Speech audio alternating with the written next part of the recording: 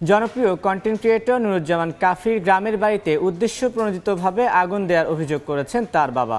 মঙ্গলবার রাত 1টার দিকে পটুয়াখালীর কলাপাড়া উপজেলার রজপাড়া গ্রামে এ ঘটনা ঘটে। এ সময় কাফির বাড়ির ভেতরে বাবা মা সহ পরিবারের 6 জন সদস্য ছিল।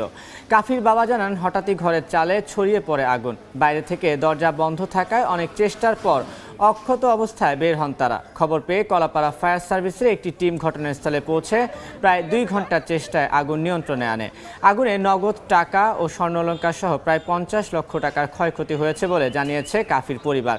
উদ্দেশ্যে প্রণোদিতভাবে কে আগুন দেওয়ার অভিযোগ ঘটনা তদন্তের দাবি কাফির পরিবারের।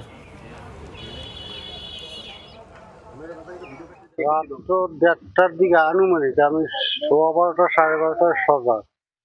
এরপর আমি সজাগ হয়ে গেছি, দেখি কেমন চালের উপরে আগুন, চালের উপরে পরিষ্কার হয়ে গেছে ঘর।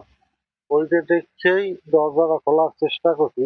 2টা দরজা, ছোট একটা বড় একটা লাট এবং ওই খিল খুললে টানতেছি, দরজা আসে না, বান্দা।